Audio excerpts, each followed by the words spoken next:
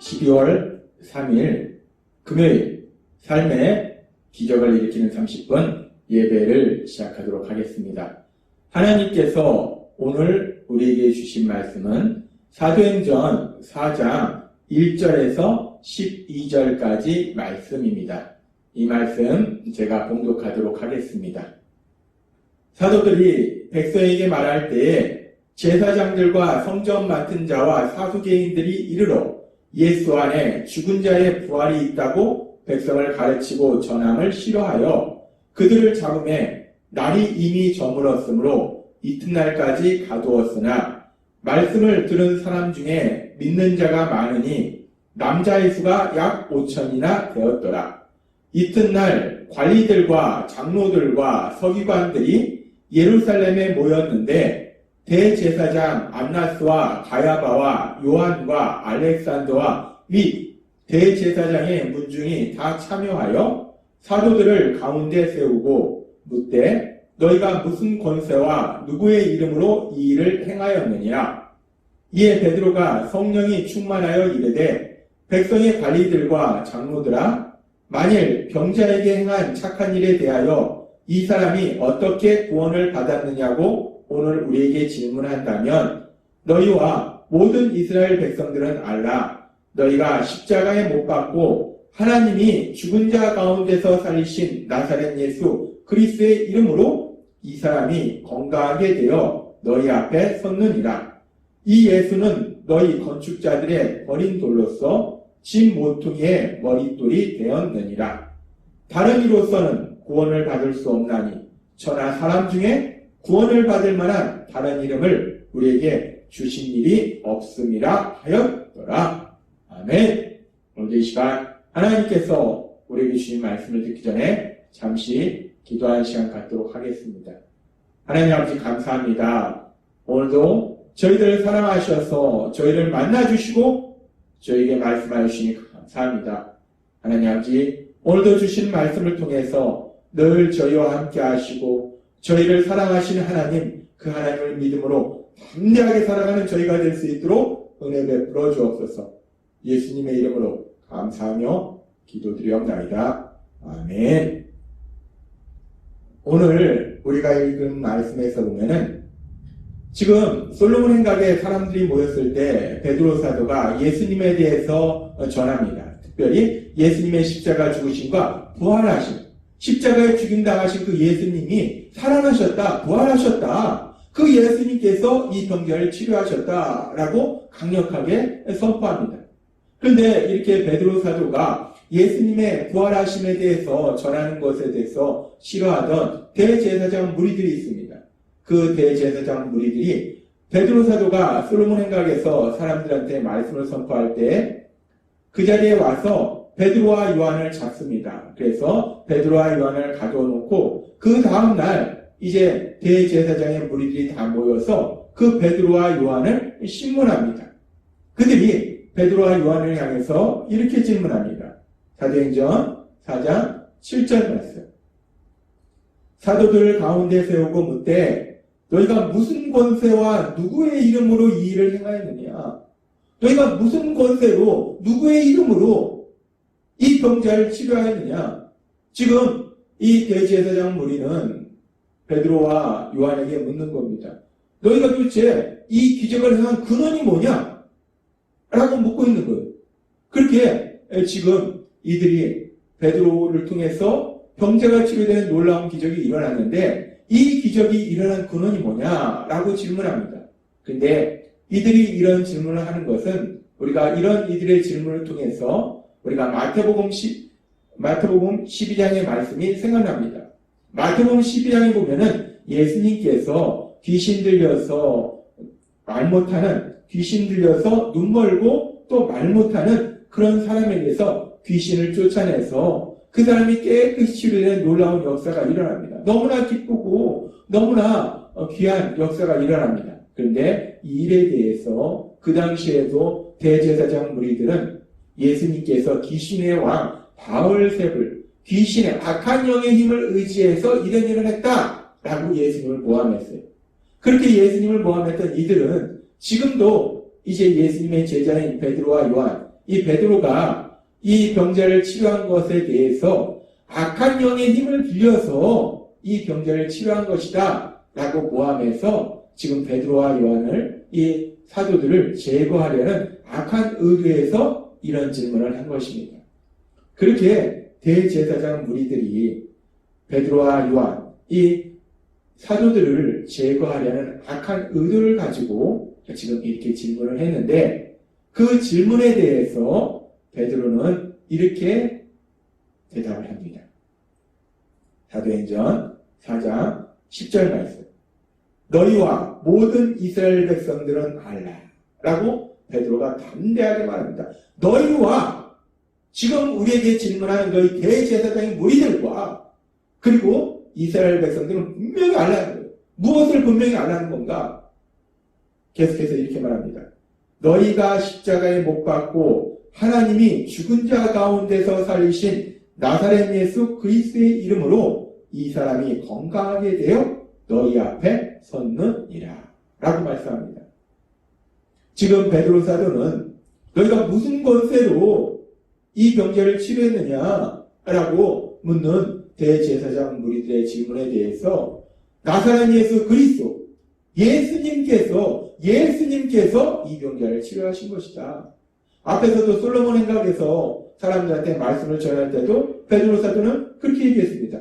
내가 치료한 것도 아니고 예수님께서 치료하셨다라고 말씀하셨는데, 지금도 대제사장 무리를 향해서 담대하게 말할 때 예수님께서 이 병자를 치료하신 것이다 라고 말하고 있다는 겁니다. 그래서 여기서 아주 중요한 베드로 사도가 말을 하는데, 예수님이 치료하셨다라고 말하고 있는데 그 예수님에 대해서 아주 두 가지 중요한 사실을 베드로 사도가 말하고 있어요.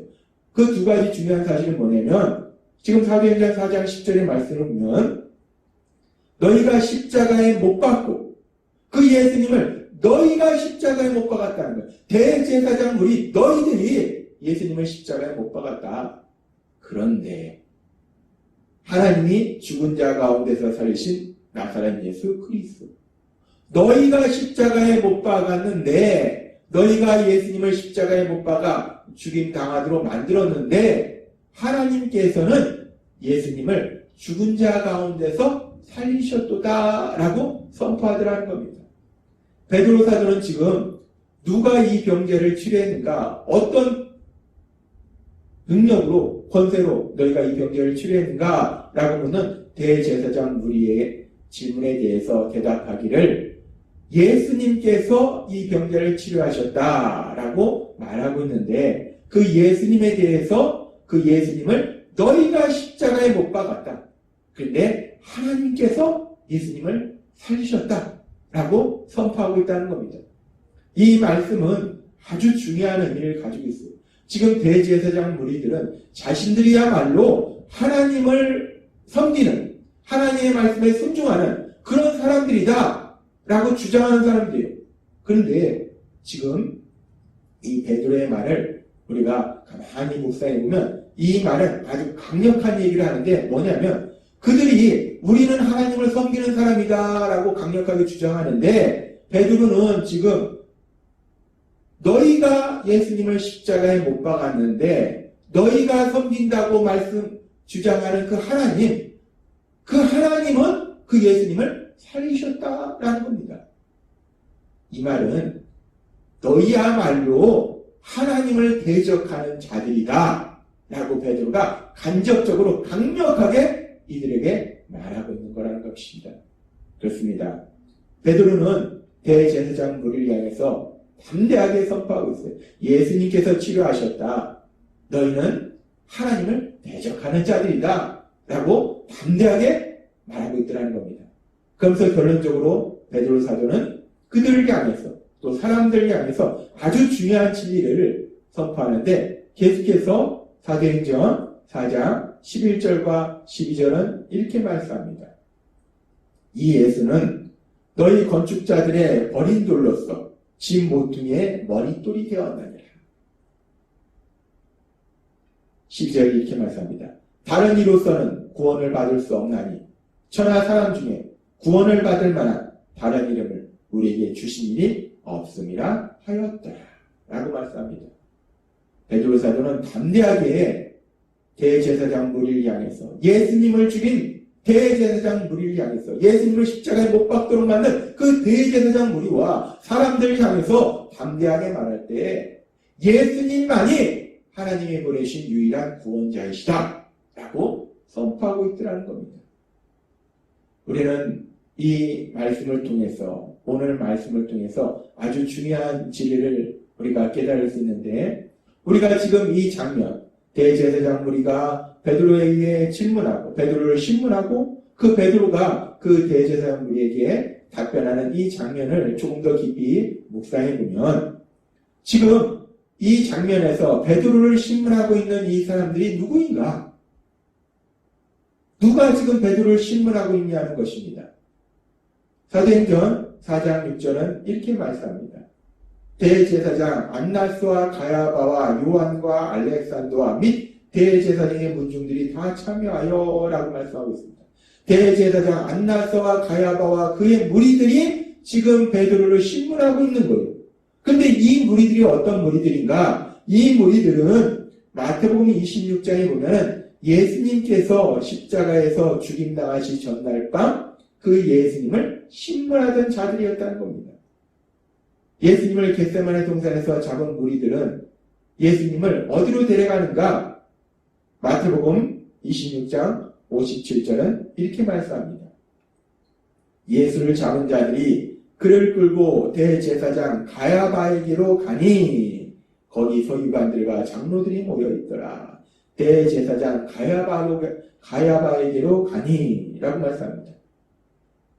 지금 베드로를 신문하는 사람들은 예수님을 신문하던 사람들이었다는 거예요.